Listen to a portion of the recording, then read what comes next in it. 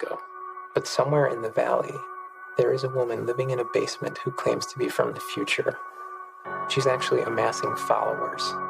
And I think those things are seen with the extension of what the process has been involved in over the years. These people who believe that she'll lead them to salvation. Be it political assassinations, be it the Son of Sam murders, be it the Atlanta child killings, these are all things that there's circumstantial evidence implicating the processes involved in all these activities. And yes, she's dangerous, but we have to see this thing through all the way.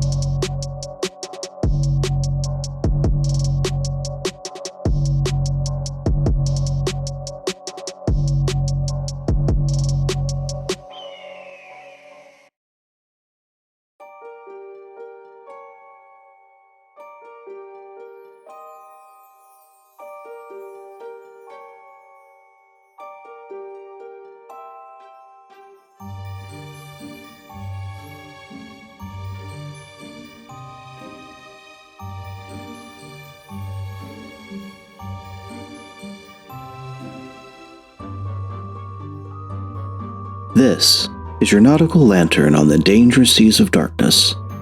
Let's push off from the placid shore of the status quo and explore what's beyond the horizon.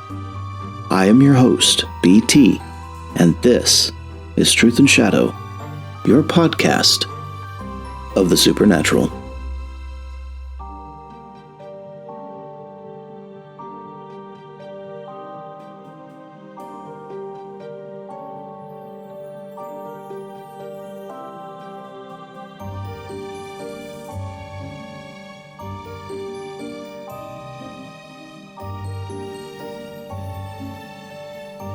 You ever notice how the most dangerous ideas don't try to destroy us?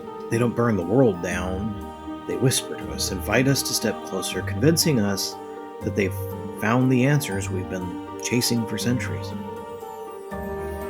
Think about it. Every major religion, say every mythology, draws its power from a war between opposites, good versus evil, light versus dark, heaven versus hell. And it feels comforting, doesn't it? Knowing which side to fight for, knowing there's a solid line between the hero and the villain.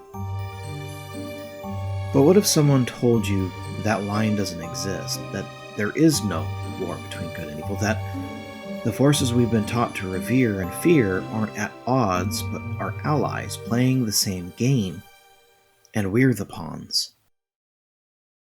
There's this group, it's called The Process, or the Process Church of the Final Judgment, and they believed in the unity of God and Satan. Not a struggle, not a balance, but a reconciliation. They taught that humanity's only salvation lies in embracing the destruction that creation demands. Life and death, love and fear, these work together to bring about the ultimate apocalypse.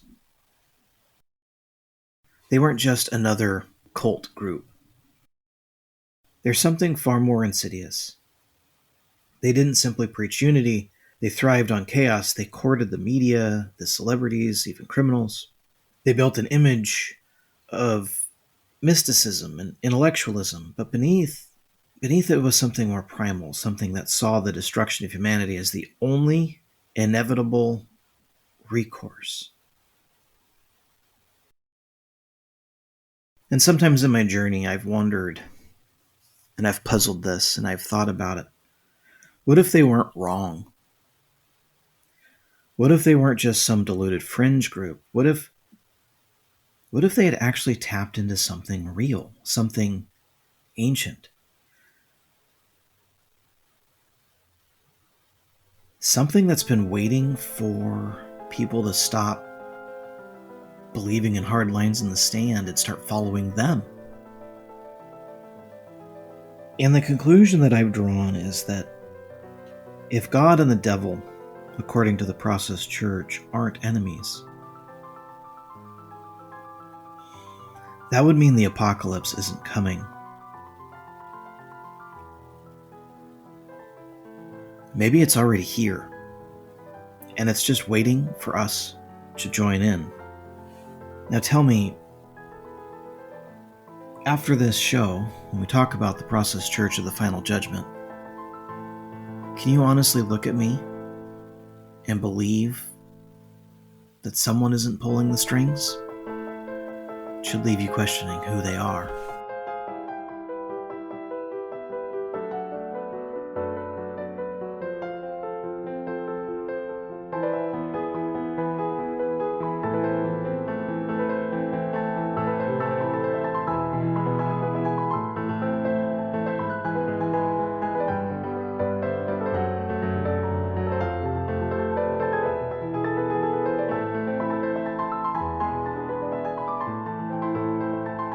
In the late 1960s, amidst the chaos of counterculture, one group stood out for its strange blend of darkness and light, the Process Church of the Final Judgment. Founded by former Scientologists, their doctrine combined Christ, Satan, Lucifer, Jehovah, and an apocalyptic vision of reconciliation. It was a religion like no other, but with their rituals came rumors and whispers of ties to Charles Manson, satanic rituals, and murders.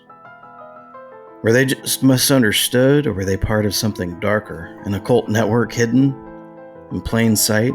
To discuss the Process Church of the Final Judgment is our guest. He is the Appalachian roadie, traveling pilgrim, and fellow shadow seeker, Double J. Welcome to the show.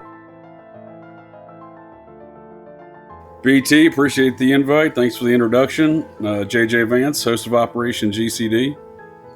Found Anywhere podcasts are located, and currently just recently began doing weekly live shows on Wednesday nights at 7 p.m. on my YouTube, Twixter, and Rumble accounts.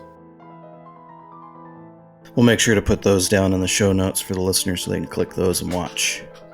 Nice. But yeah, I like to talk about a lot of cult stuff. I do some true crime stuff because I'm a retired Air Force military police officer for 20 years. Well, military police, not an officer, but I was enlisted. And did some PI work after that. So I definitely am into the true, and my education's all in the administration and criminal justice. So, I have a lot of interest in those fields. So I do discuss some of those elements.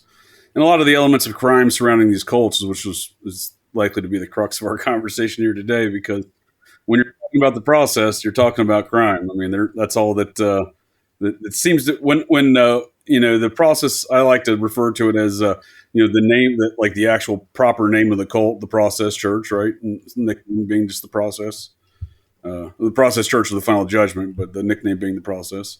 But I also like to describe it as being the process, the literal sense of the way which organized crime, cults, and government coalesce into one sort of overlapping fashion to conduct criminal activities. Some people would describe this as the deep state today, to conduct criminal activities and purvey their obviously religious goals, because as you mentioned in your introduction there, BT, they have very strong apocalyptic and chaos aspects to their cult and their belief systems. Something that I found interesting is basically where they get started. I mean, they're an offshoot or a dissemination or a departure from Scientology, which itself was an interesting cult beginning with L. Ron Hubbard and his ties to Jack Parsons. Can we talk about let's talk about these founding members? What's this, Robert and Mary? Mary Ann DeGrimston? Yeah, DeGrimston is their magical order name they took. Mary Ann McLean and Robert Moore. She was of apparently a prostitute of varying degrees there in the years preceding her meeting Robert. Robert was an architectural student there in the UK. DeGrimston seems to be one of those nobility names that's actually connected to his family, the Moore family, Moor. And he later would adapt that as their quote unquote kind of cult name when he met Mary Ann. That was his second wife, actually. And they were married for approximately 10 years, from I think 64 to circa 74, when officially, as a lot of the conspiracy culture and the interwebs folks will claim, especially the folks that I like to describe as the current. There's this bizarre current Process Church cover-upper movement. So they recite this like it's fact, this next point that I'm going to make. And there's a lot of folks and blogs that just, end up seeing that and parroting the same plot line. Everyone says the Process Church disbanded in 1974. The Netflix Son of Sam documentary by Josh Zeman claims the same false data point. The Process Church disbanded in 1974. The Process Church did not disband. They simply changed the name of their corporation. In fact, from all the way from 19 when they initially Robert and Marianne meet around 64. They're both Scientology auditors over in London Mayfair District of London, which is also home to agencies like the MI6, which I think there's a good strong argument to be made that not unlike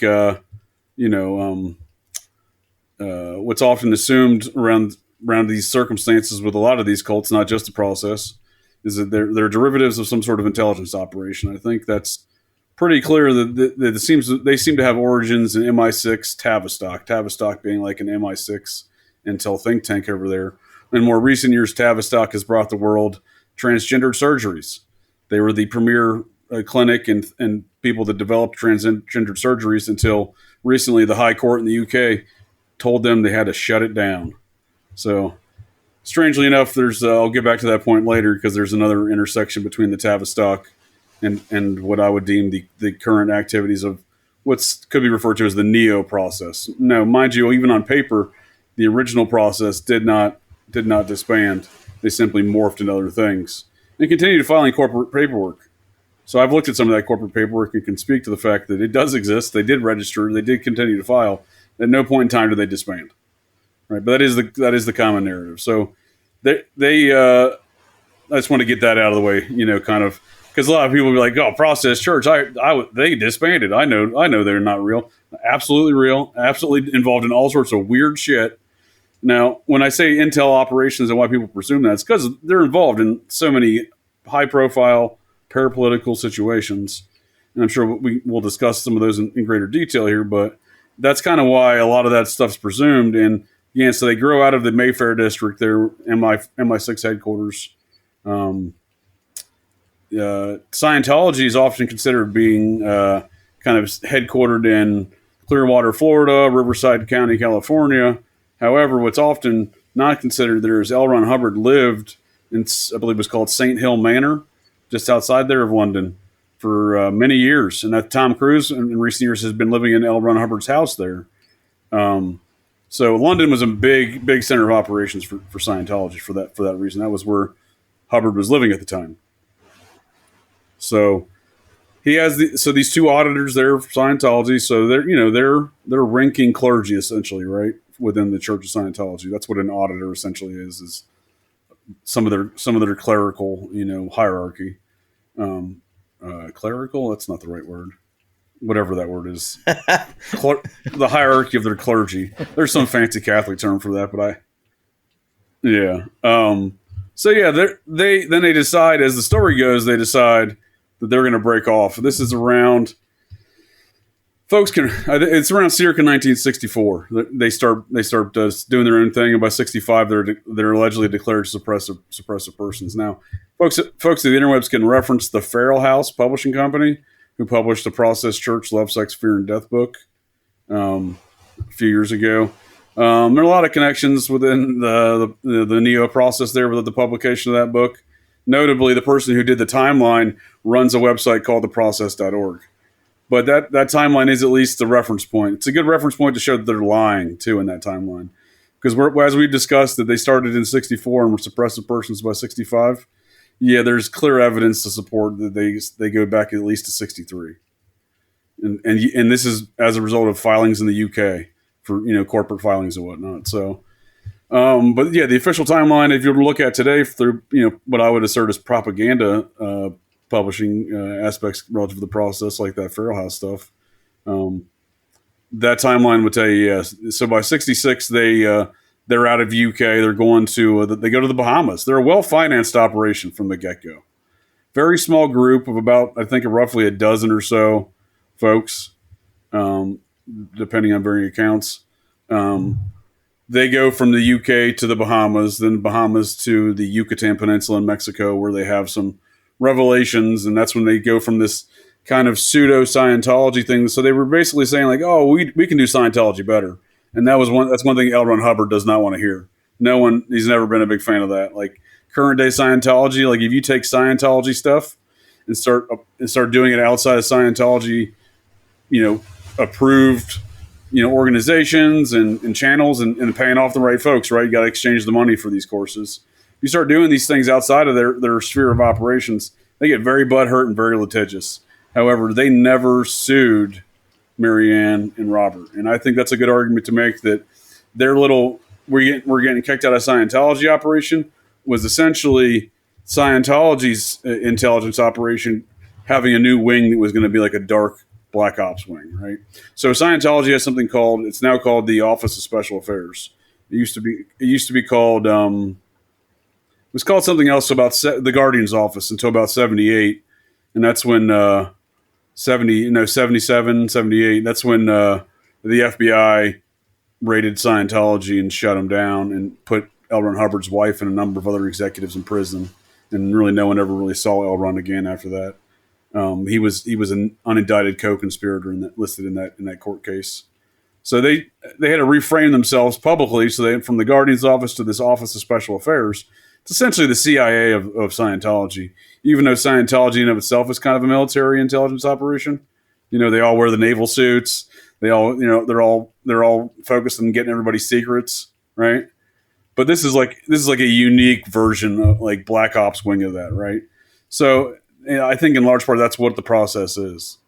It was a Black Ops wing of their internal intel watchdog operation, formerly the Guardians, now OSA. So in that light, that makes sense that they never got sued for doing these things outside of Scientology, because other folks, even to our recent modern era, have been getting sued. Like there was a former number 2 guy, Marty Rathbun. He was doing his independent Scientology. There's a lot of independent Scientologists that get sued. Folks like Keith Raniere from the NXIVM cult, he would have been considered what they call a squirrel, using Scientology tools and tactics outside of Scientology in unimproved fashions. So a lot of these cults, they have some of these similar aspects, and they use some of the Scientology stuff. Uniquely, the process they take in the Scientology hold the cans and each hand meter, the lie detector test type deal, the E-machine, they called it the P-scope, but it's the same thing.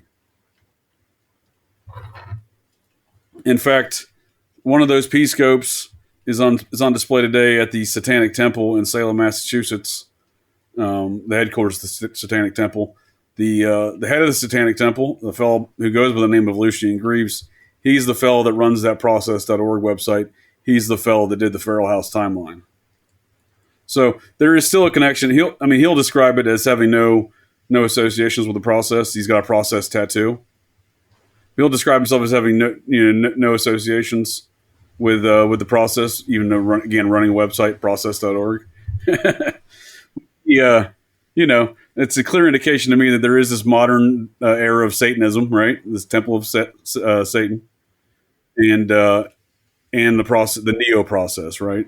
So, whereas, so that's what I'm saying. These things are still relevant today, but, and I suspect they're involved in the same kind of business, some sort of spooky operations, right? I don't think that they changed at all, but to make a long-winded point here, they definitely didn't go away, according to their corporate documents, according to their own actions, according to their own statements by this neo-process movement, like I said, revolving folks who are clearly espousing the same ideals as the process today. And by their own admission, some of the priests of the Temple of Satan have admitted themselves to be the connecting principle between the old process and the new process.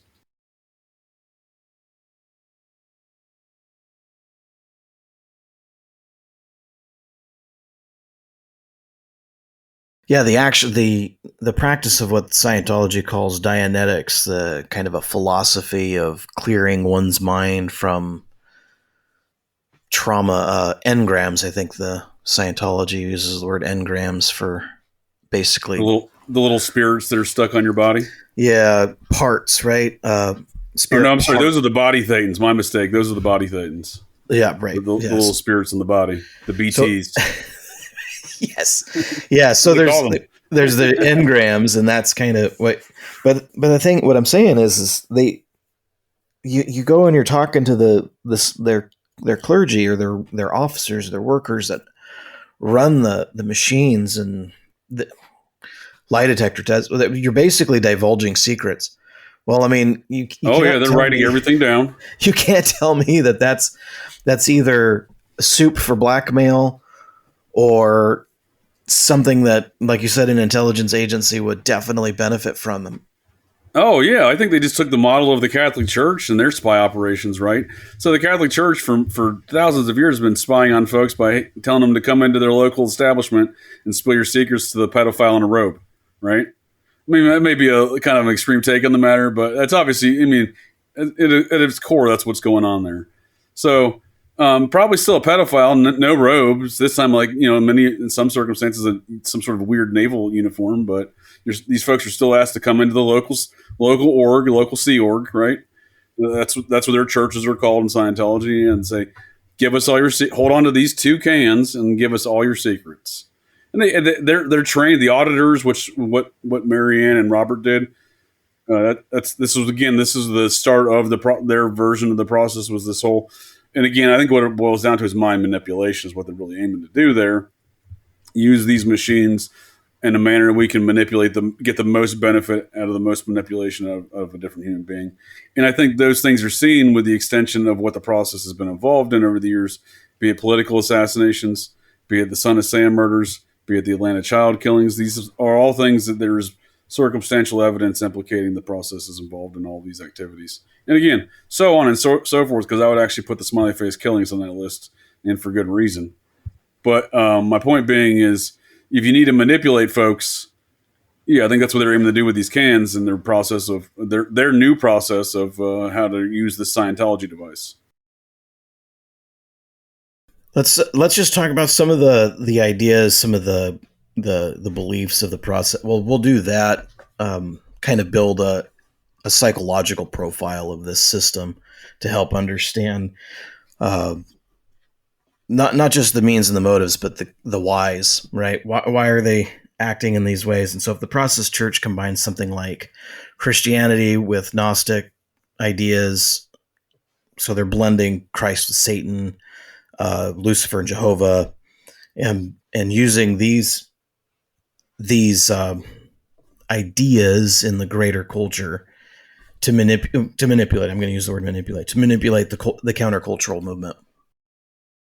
Yeah, I think it's a big part of it. So back to what I was saying, in regard, especially in regard to your question on the psychology of their operations, their belief system.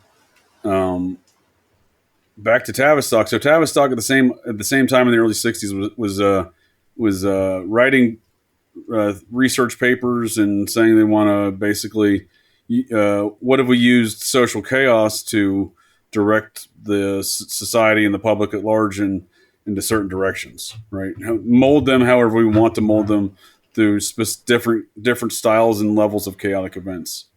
So at the same time that these things are being put on paper at Tavistock, again, an organization that has brought the world transgendered surgeries, and even a transgendered person who got a surgery at Tavistock committed a smiley face killer crime and is sitting in prison right now in the UK for that. So again, there are some other connections outside of just the symbolism with the smiley face and some of the other stuff related to because the smiley face is a chaos symbol, so this is a chaos cult, right? So, and you want to talk about things that bend society. I mean, killing, specifically at the early onset of the smiley face killing phenomenon, killing young white college age men, very intelligent, highly athletic. That's going to scare the shit out of a society, and in large part, it did, and still does, in my opinion. I mean, it obviously doesn't get the kind of media stuff it used to at the very beginning. But I remember when the media first started reporting that stuff, you want to talk about chaos. I mean, that was a chaos factor altogether right there. But getting back to the Tavistock and the early onset of the process cult, well, they're a chaos cult. The activities are all surrounded, mired in this legacy and mythos surrounding the process. And again, circumstantial evidence supports a lot of that. Those are all very chaotic, very socially changing events. I think that's what the philosophy and psychology of the process is all about. Is we're functionaries in this overall system in which to socially engineer folks, basically, right, on a large scale. And I mean, in every aspect of all the operations they're connected to, I mean, look at the Manson family. That might be one of the most prominent ones, obviously, because it's long-standing. But with some of the implications it has today, I mean, when people refer to the devil, they refer to Charles Manson. They refer to like the most heinous serial killer. I hear folks refer to Charles Manson. Charles Manson never killed anybody. Now, I'm not saying he wasn't involved in these things, but I'm just saying like he physically, on record, according to what he was convicted of, never killed anybody. But yeah, I think that if you look at the outcome of these operations, that that's their and kind of the core principles. You can kind of see where that likely grew out of the Tavistock intelligence operations of the UK and has been implemented, and maybe not with the full concurrence of government of the American government intel operations. It could very well be some spy on spy stuff at times, because I think in large part, different argument altogether, but I think the UK and the Vatican both have a large impact on what goes on in America still today. It has been for years. You could argue since 1812 easily, but probably even before that. When they burnt DC. But nonetheless, yeah. So I think in that regard, though, I think some of that's the core intent, right? You're looking for motivations and the intent of just the strategic level intent of process activities. I would say that's it. There's probably sub projects along there, right? And but that's kind of their overarching goal and principles around that. And scary thought is that there's offshoots of this organization, right? Because in my mind, it's never the cult leader that's the most like egregious actor of those ideals, and the most extreme version of those ideals. It's usually someone from the congregation, not the cult leader. So like people take it to a new level. So and if that's the case here with the process, right, and it started out as an intel operation in the 60s and kind of spun out of control and other sub projects at a time have been useful, right, but then proved later not useful, then I think that creates but overall it just creates more chaos. So I think ultimately speaking, they're okay with it, but they also don't want to. Some folks don't want to get busted for some of these activities, I think. Yeah, and they're one of the major aspects of the church you had spoken of. Basically, they're an apocalypse cult. They want to stress that the end of the world is nigh, and that does a lot of wonders on people's mindsets. You want to talk about that? Oh, for sure. Yeah, I think that's how they get some of the people to do things that that are criminal acts. So to actually accomplish the criminal activities in their cult, right? So it's one thing to try to get people to just any group of people to do anything, right? Like so they obviously someone has developed. It seems to me that someone developed a framework of Satanism, largely Satanism, around that. Because while you pointed out the Process Church has 4 godheads, Satanism clearly ruled within the cult. I mean, it spawned during a time where lots of different chaos groups are coming into fruition, right? I mean, you do have Jack Parsons in his parsonage. You do have the Temple of Set diverging from Anton LaVey's Church of Satan. Sure, it's a perfect storm of chaotic chaos actualized. Yeah, and I would argue that it starts with the OTO there with Parsons and Hubbard, and Scientology is kind of the bureaucratic corporate version of Thelema, right? Of the OTO there, and then you have folks like Anton LaVey, who obviously has homage to Thelema as well, and his Satanism, and then you have. So those are good examples. You have when you have Aquino break off from the Church of Satan and start the Temple of Set. He's taking it to a far more extreme than LaVey did. And I think the same goes for folks like the DeGrimsons from Scientology. Well, I mean, you even had someone like Kenneth Grant break off from Thelema and start, his own system based upon a Lovecraftian agenda. The Typhonian order of the OTO. Yeah, they seem to be very... So all of these, in my opinion, the OTO, Scientology, the Process... even the Church of Satan and the Temple of Set, because they have things called like the Council of Nine. These are all ancient alien cargo cults, right? So you have within, like, for example, within the Thelema proper, the OTO, you have the little gray alien fella, right? I can't think of his name. Lamb, there we go. And then you have folks like Timothy Wiley and one of the founders of the Process talking about how they communicate with the basically aliens drifting around in space, kind of like the Nine, right? The story of the Nine with Andrea Puharich, the Blue Blood folks, right? They're all associated with the JFK assassination, right? Well, that would be an overlapping area with the process. So the process technically hadn't come to America yet by 1963, obviously, and there's arguments to be made they were formed already, but they weren't in America yet. However, the attorney that would incorporate them in America just a couple years later was involved in the JFK assassination there at Guy Bannister's office. So I think it's weird when you see this nexus point of all these ancient alien cargo cultists, because obviously the process comes in later, but they're involved with the same alien cargo cultists, right? So yeah, that's interesting. The concept of the Nine, right? It seems to permeate all of these cults, to include even like the Temple of Set. Right. They have the Council of Nine as one of their organizations. And right. Timothy Wiley of the process talks about speaking to these disembodied aliens that are guiding them in their cult activities. Yeah, I think he calls them the Watcher, not the Watchers. Might call them the Watchers. He's got a name for them.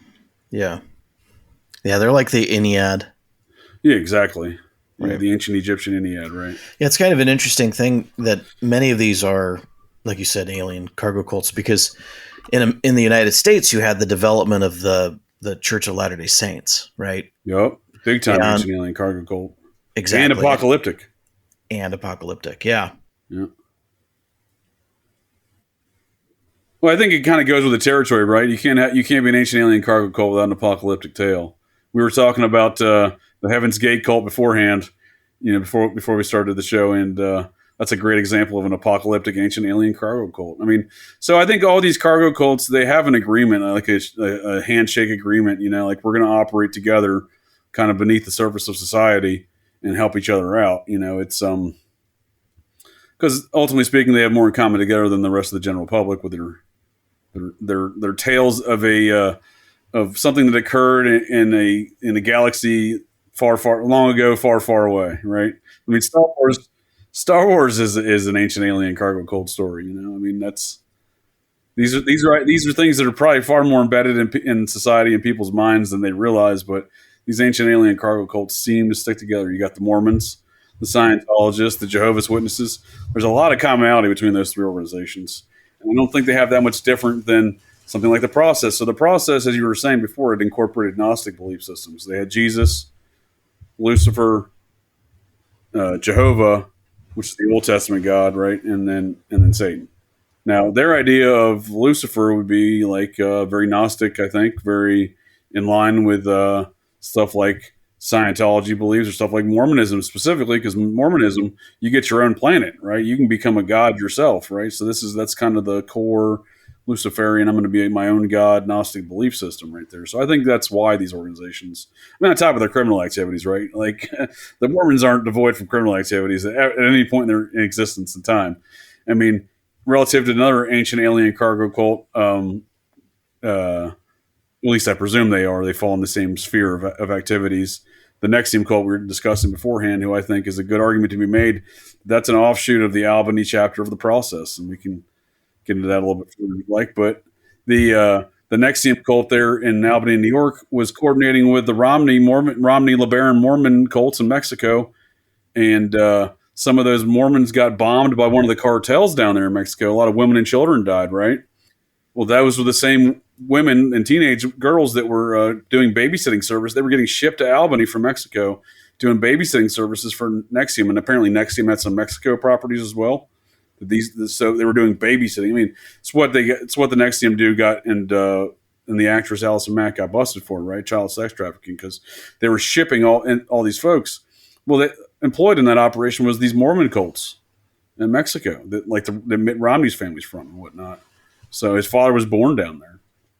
So I think there's a high degree of criminal activity, it seems, that goes amongst these ancient alien cargo cults. And I'm sure drug trafficking is not far behind, which is something the process is infamously known for. Yeah, so see, by the time the process basically, comes to America, one of the first targets are celebrities, or at least celebrities or artists. I'd even go so far as to say some of the countercultural figures that are musicians, for example. Big time. Similar with Manson and the Byrds and the Freaks. They got incorporated right into that scene because Manson, in my opinion, was a member of the process. According to Charles Manson, Right. He was a member of the process. He described himself as being him and Robert de Grimston were one and the same. That's a tie. And yeah, exactly. And while Manson was in prison, this is the story the Timothy Wiley would tell in his that Love, Sex, Fear, and Death. He'd be like, "Oh, we didn't really know Charles Manson. We just sent 2 guys over there to see him in prison, and he was on the cover of one of our magazines, one of the Process magazines, right?" But then you can go on any folks of the interwebs can go on YouTube right now, type in Charles Manson Process Church. He's in the 1980s. He's having one of those weird jail interviews, or maybe early 90s. He's talking. He specifically says the process. He's talking about the process. So I mean, there's no question. There's a connection there. I mean, so if you ask folks like Tom O'Neill, who wrote the book Chaos recently on Charles Manson, the CIA, he makes no mention of the process. Suspiciously left out of that entire narrative. But again, he speaks to that intelligence. He does document the CIA aspects related to Manson. So it does speak to some of those intelligence operations that I'm talking about relative to these cults. Yeah, these guys, they also are pretty renowned for using symbology and symbols, sigils, and other forms of visual art. I call it psychodrama. Sure, that's a good word for it. Yeah, that's something that's advocated by Crowley, right? In right. the Book of the Law. Yeah, it's designed to raise your mind into a certain state, and that researching that's actually been an interesting rabbit hole, because it's led me to look at research papers relating to individuals who identify as severe left leaning. And there's studies and research that shows people who are severe left leaning are more likely to be brainwashable than those who are centrist or right leaning.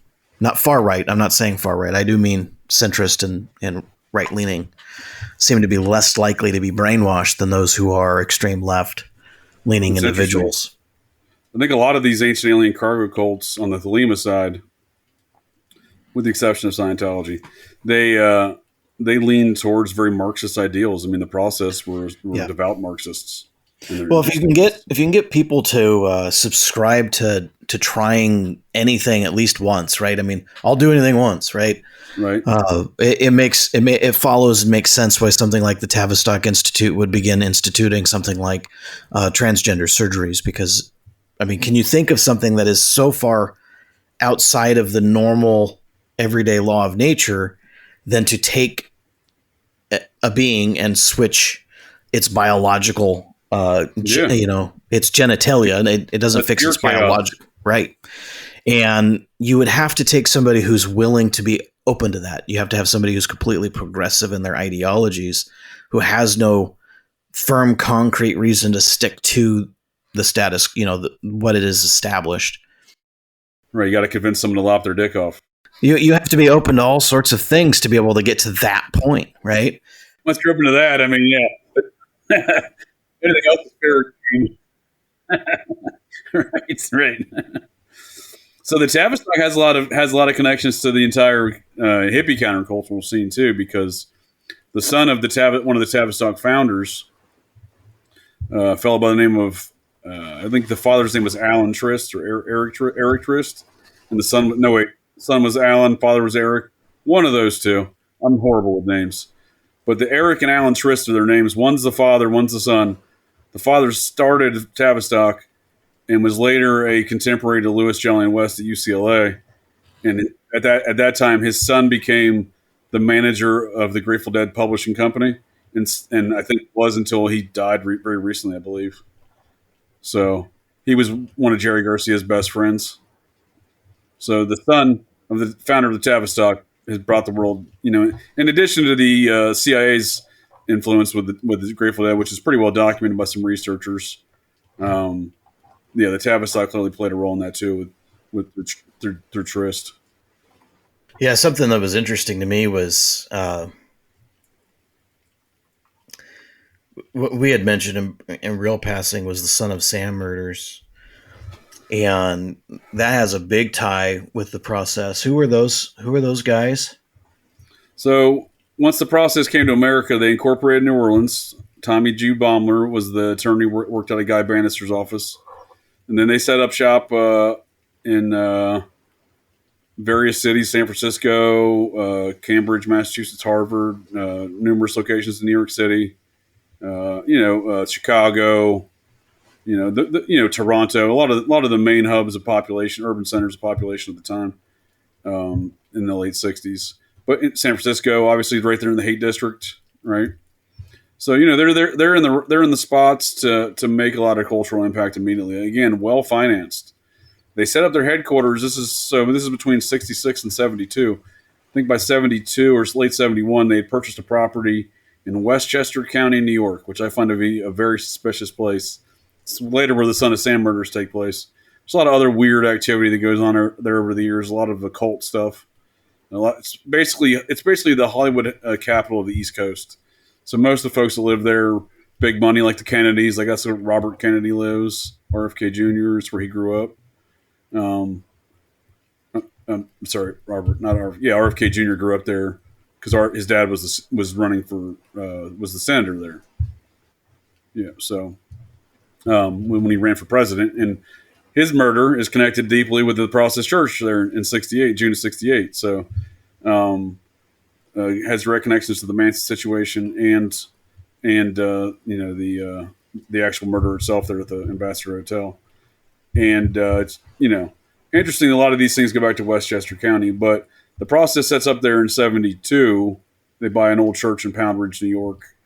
A different church in Pound Ridge, New York, is on the cover of a Blue Oyster Cult band album, Secret Treaties, I believe is the album's name. No, wait, that's not the one with the church on it. I can't remember the name of the church on it, but they were obviously big Processians. With the Blue Oyster Cult that's all over their albums and music. They were right down the road there in Westchester County there. So it's what I'm getting at there is this area was a hotbed of cult activity in the late '60s, early '70s for the process, and into the late '70s. So they're there in '71, I believe, and '74 is when the official date of the Process Church is the official false narrative that still exists today is the Process Church disbanded in 1974. And every time I hear that, I just laugh because it's just ridiculous. There's no evidence of it. In fact, there's everything but evidence in the opposite of that. So it is '74 when the cult seems to take a split though, and have the main cult and then the split off cult, right? Which again, this happens with all cults. I mean, when Joseph Smith died, the Mormons went like 8 different directions. It wasn't just the Brigham Young faction, right? There was the Strangites, there was the Joseph Smith Jr. Branch, the reorganized branch. There was numerous branches. Nonetheless, it happened here, right? So they're operating there in Westchester County, and just north of Yonkers and Pound Ridge, New York, and Yonkers being the epicenter of the Son of Sam stuff. So as the story goes, and it was well documented, in my opinion, by folks like Maury Terry, with integral figures like a fellow by the name of Ken from Australia, who was apparently one of the main recruiters for the process, right? He's a very prominent fellow, still around and living today. Enjoys a very wealthy retired life in and around the Baltimore, Washington, D.C. region. Actually well known socially throughout the local publications as well. So hard to tell how to frame that one, but he was apparently integral in setting up meetings between the existing cult that kind of already existed in Untermeyer Park, which David Berkowitz would get associated with through the Carr family. And I think there's strong arguments to be made of how that even happened, because again, some of the people, the Carr, that specifically Michael Carr, the Scientologist, right? Back to Scientology, Michael Carr. And who knows how many other members of that family were Scientology, because it's yet to be proven that the whole family wasn't, in my opinion. For example, the sister would later apparently go to Clearwater, Florida at one point, right before the murders. Was she a Scientologist? Hard to tell. Inconclusive at this point. But Michael Carr, he ran around in circles with folks that very well would have maybe had found his way to knowing David Berkowitz, because another individual who ran around the same circles was friends with Peter Levenda, and author Peter Levenda, and he was one of the fake priests that Levenda talks about. His buddy that used to run around as fake priests as teenagers. So that dude would have ran around in the same circles with Michael Carr. They were both of these former Russian Orthodox style Christianities, they were involved with these various Eastern European Orthodox versions of Christianity. That's the kind of priest they were dressing up as and whatnot. Again, so there's good argument. And David Berkowitz went to high school with Peter Levenda and his friend. He was a year behind him there, I believe. And even by Levenda's own admission, they ran in the same circles. So I think there's a strong argument to be made that the throughput between Berkowitz to Michael Carr was Levenda's buddy. And, as rumor goes, again, I wasn't there and I certainly have no personal eyewitness accounts, but Levenda's buddy, whose a name I cannot think of at the moment, Andrew something, I believe, him and Michael Carr were allegedly young gay men who serviced older gay men within this cult scene as well. As kind of a boy toy type situations. That's how the stories go, Who knows? But if that is true, that would make sense how these Berkowitz got integrated into the scene, because that's never really well been documented. But nonetheless, he admits to meeting Michael Carr, claims I believe at a party. But I think that's more of the machinations behind that party is how I just explained it right there. And apparently the process starts dictating this cult. According to cult members, that's what they reported it as. Like folks like John Paul Ranieri, classmate of John Carr, Michael Carr's elder brother. He would claim that these people came in there and took over the cult, and that this all occurred after 74. Okay, so the Marianne branch of the process after 74, they went in one direction and changed their names to the Foundation Faith and various other variations of that. Whereas Robert de Grimson seems to have went underground with his side of the cult, right? So it seems inconclusive as far as what ends or to whom, like somebody like Ken from Australia, allegedly a major recruiter for the process, whose ends he was serving. But it's been alleged that the leaders of the process were involved at these meetings as well, and other folks such as an individual that's commonly referred to as Mr. Real Estate, who is a family that owned a real estate empire there in Westchester County, New York. So I think that's important because, this isn't just, it's important to emphasize at that point to say that it's not just kids in a park, right? There was higher levels to this cult that maybe, that much like any other secret society, like the process is a secret society, right? There's different levels of initiation and they have various roles within the cult, right? So, and levels of knowledge within each role, and Scientology operates the same way. So, I think there's something to be said that a lot of folks who probably they were on the David Berkowitz level, on the pulling the trigger level, didn't understand the complexities of the upper echelons of that cult. Whereas Maury Terry would later investigate and claim, I've seen his files that have the list of names. He claims that there's members within the political structure and sons of members within the political structure, including the son of the mayor of New York at that time. So, yeah, I mean, we were talking early on about, depending on which histories you want to listen to or whatever, they morph themselves into, the foundation of faith of God for a period of time. And I got their Louisiana Incorporated documents right here because, again, I'll send you a link to this too if you want to put it in the show notes. But it's got all their dates, and because they continued filing with the state. The only reason this is an inactive corporation in Louisiana, which was again their original corporate, so they incorporated in Louisiana and then they just file foreign corporation documents in other states, right? Is what they were doing, which is totally legal. I mean, that's how corporations operate. But their headquarters was Louisiana, and they filed through 2011. The only reason it's inactive today is because they quit sending their documents in. But in May 21st, 1974, they changed their names to the Process Church of the Final Judgment, to the Foundation Church of the Millennium. And then that got changed in March 1st of 76 to the Foundation Faith of the Millennium. And then on February 27th of 78, that got changed to the Foundation Faith of God. And then on August 12th, 1993, that got changed to the Best Friends Animal Sanctuary. Right. Yeah, they go basically from being, I mean, honestly, this kind of super duper cult, ritualistic organization designed to, tell people that the world is going to end tomorrow.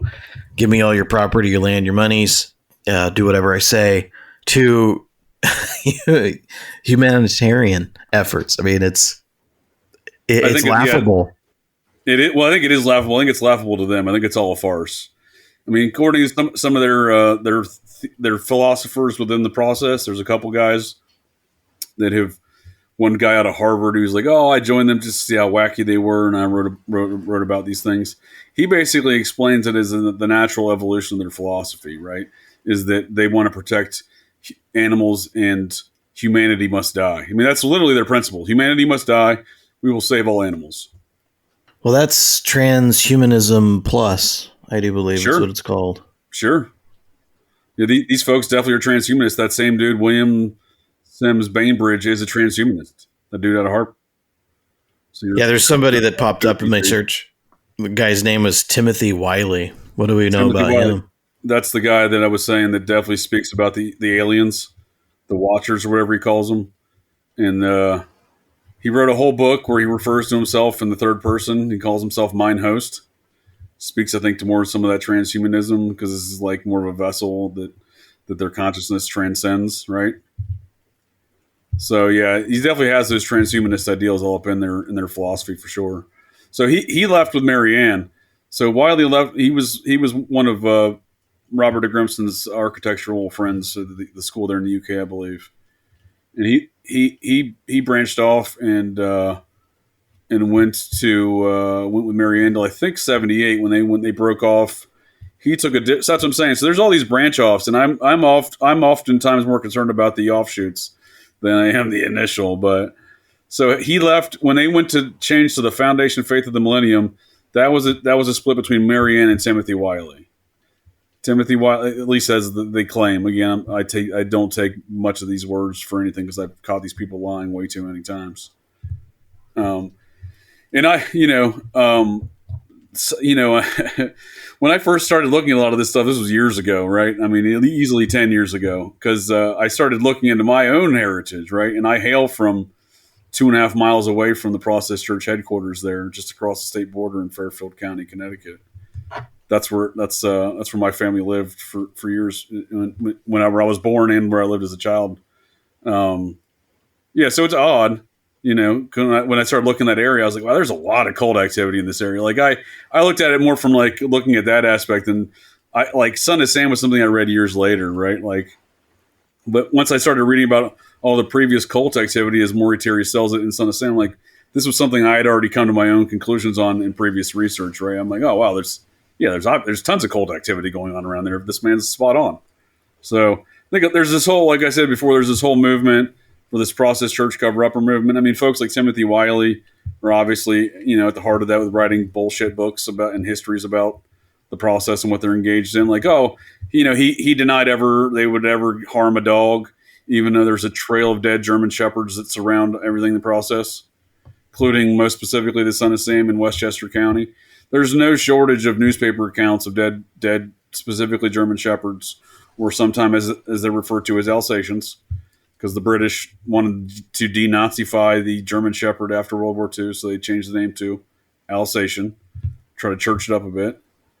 But the affinity between the process and the German Shepherds is clear. Seems to be clear along the lines of their Nazi homage, right?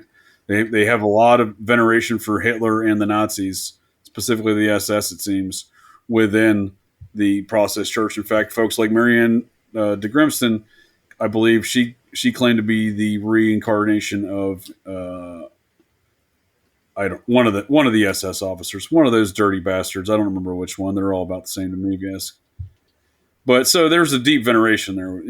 That's why they use a variation of the swastika, I believe, as their symbol, right? It kind of represents their four gods, but it's a swastika, a stylized swastika that does that. Yup. Which is a common symbol today amongst the Temple of Satan. Again, the Neo-Process movement.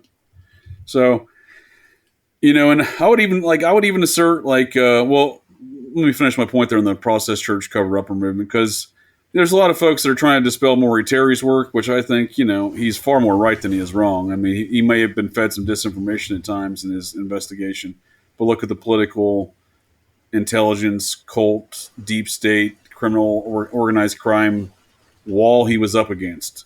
You know what I mean? A wall that I think that he sold, for example, he sold rights to get his Ultimate Evil stuff put into television to folks like James Franco, who completely bastardized the entire project. And I would say questioning, looking at folks like Franco and some of his activities, I would question that he's not part of a cult scene himself. Yeah, you'd mentioned some of the Nazi symbolism, and that makes me want to ask a question if there's a tie between the process and this Order of Nine Angles. I think that's an offshoot. I honestly think that's an offshoot. And I think it's somewhere in the epicenter of that offshoot that you're going to find some of the smiley face killer stuff. Because the smiley face killer, in my opinion, cult is a thrill kill cult, to say the least, who's involved in ritual human sacrifice. They use the symbol, I've been to smiley face killer scenes. I've seen a swastika there. So I'm not asserting something I haven't witnessed myself, that there is a Nazi element to some of these victims. So it's all what the smiley face symbols is only got the name because the media wanted to coin a catchy term for it, right? Because the original detectives were pretty clear saying we're only going to release this one symbol, but this is a symbol amongst a dozen other symbols that's being used in coded form to communicate with other parties in other cities, right? They were pretty clear about that in their initial interviews on Fox, CNN, and everything else back in April, May 2008. I've seen that stuff with my own eyes and investigating some sites, some actual, incidents in around where I was living in Cincinnati that were, I'm not talking about old cases; they were current cases. So I've seen the smiley face, I've seen pentagrams, I've seen swastikas, just to say the least. Just that those are the symbols I'm willing to divulge publicly that have convinced me that there's a satanic element and a Nazi element to the smiley face killers. So then, if I start looking at the epicenter of those activities, the use of the smiley face as a chaos symbol, I think William Ramsey has documented a lot of that in some of his documentaries with the connections to the industrial rock scene, right? Well, the industrial rock scene is exclusive. I mean, from its onset, Processian, right? With folks like the namesake is from folks like Throbbing Gristle and Genesis P-Orridge, who was part of the Neo-Process movement, who's in the Process documentary, right? So I'm not making any leaps here. He and along with Skinny Puppy and music producer Rick Rubin made an album called The Process. It was a process philosophy industrial rock album. So that guy who's part of the Skinny Puppy is one of the priests in the Temple of Satan, the Satanic Temple. The folks that are out of Salem, Massachusetts, the folks that run the Process.org website. That dude's on podcast describing how he's the in-between between the old process and the new process. And that some of the chapters never stopped. He gives one example. The Albany chapter never stopped operations at any point in time. He says that he's the connecting person between all that. I believe him, first of all. It makes a lot of sense given those other details with the band and the album and everything else. I would actually, speaking to the various gods within the process, I would actually assert that I think there's a strong argument to be made that the Nexium cult out of Albany is either an extension of or was the process chapter. And I would say that their god was Jehovah. However you say that. Jehovian. There we go. Couldn't get it out there for a second. Because if you think about what they were really big into, like, self-flagellation kind of punishment type of BDSM almost kind of stuff. Sounds very Jehovian to me. Then you have people like Jay-Z, who calls himself Hova, who's directly connected to that cult. And I think there's a lot to be said for that. In the statements of people who claim to be the connecting principle between the old process and the new process, who make process albums, who use the smiley face symbol and this chaos symbol in their music genre, right? So between Genesis P-Orridge and Skinny Puppy, this is the early onset of the entire industrial rock stuff. Then it goes on to folks like they're directly connected with Trent Reznor, who has La Pig Studios, who rents the Tate LaBianca house. I'm sorry, not Tate LaBianca, the Tate Polanski home there in Hollywood Hills, and he starts a La Pig music studio there. And does his music that, in my opinion, may and is exhibited in William Ramsey's first Smiley Face Killers documentary, may actually show how a smiley face killing. That produced in the Polanski Tate House, which has connections to the Manson killing, which again is the process, right? Named it La Pig Studios because it was written in blood on the wall there, Pig. So he names it after the murders, right? In that same place. The resident of that home today, I believe, is Marilyn Manson, who is directly connected to the process and also had a priest, claims to be a priest in the Church of Satan. So again, I don't, we're talking like these, there's like, when you look at these kind of details, there's a small circle of people that continue to perpetrate these ideas, which I would assert is the neo process. And they even have connections, when you're looking at Marilyn Manson, then you got Johnny Depp, who's clearly an occultist of some regard, seemingly high ranking given his activities and actions in life, who's then best friends with folks like Damien Eccles. And Damien Eccles was also friends with Genesis Bjorich. Again, so, you see this kind of very small nexus of people that are perpetrating these kind of neo-processian stuff. And Damien Eccles was involved in West Memphis 3 murder, yep. Murdered young kids, right? They sound like some very Crowleyan rituals, if you ask me, because I think Crowley specifically spoke of 8-year-olds being like the target age for a child boys, yeah, 8-year-old boys. Yep. Yeah.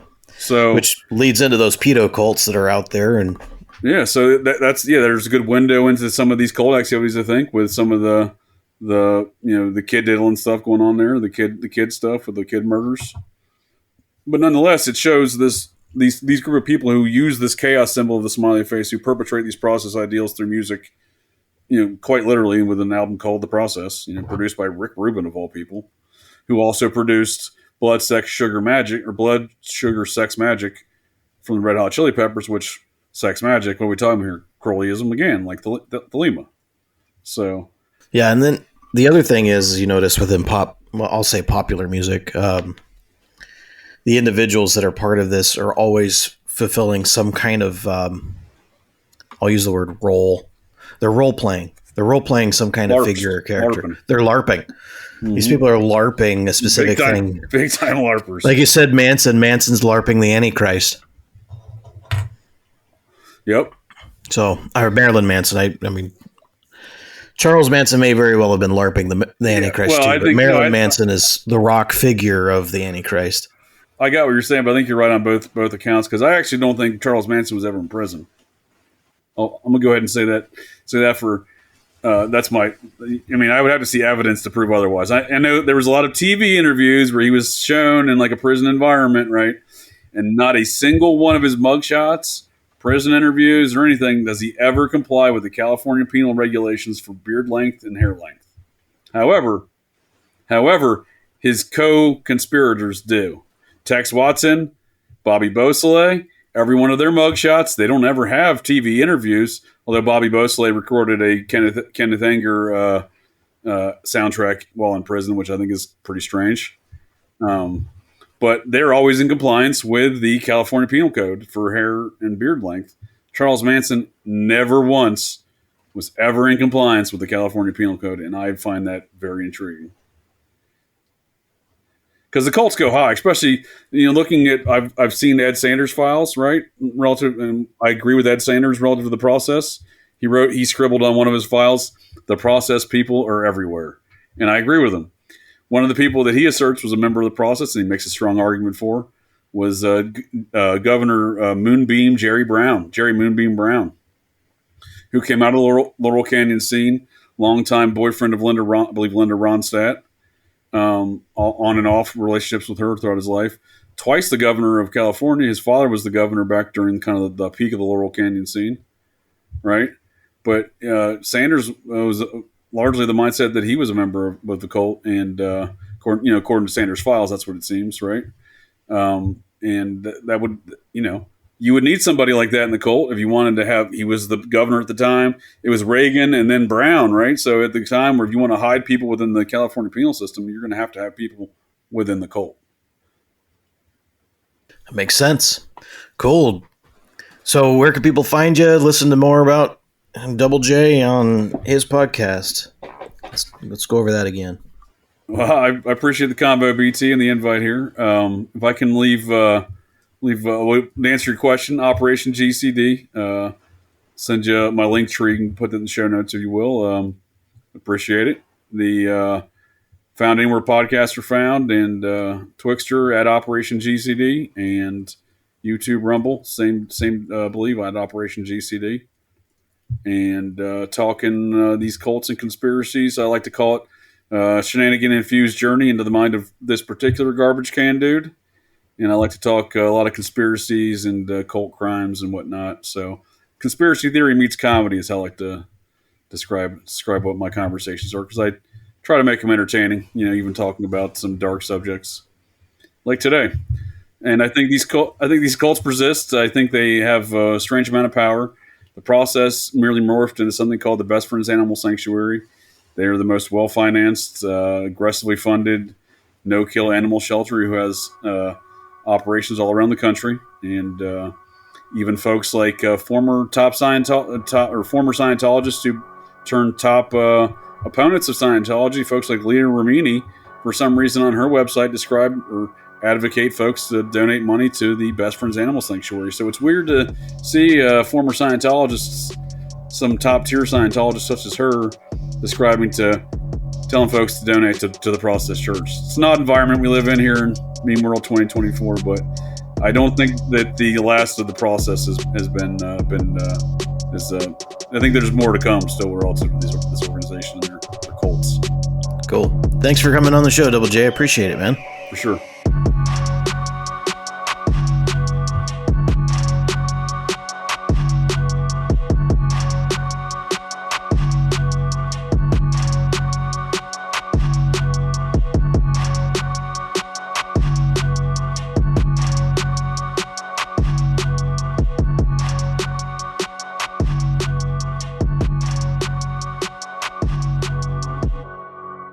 Thank you for listening. This is a free podcast based upon the value for value model.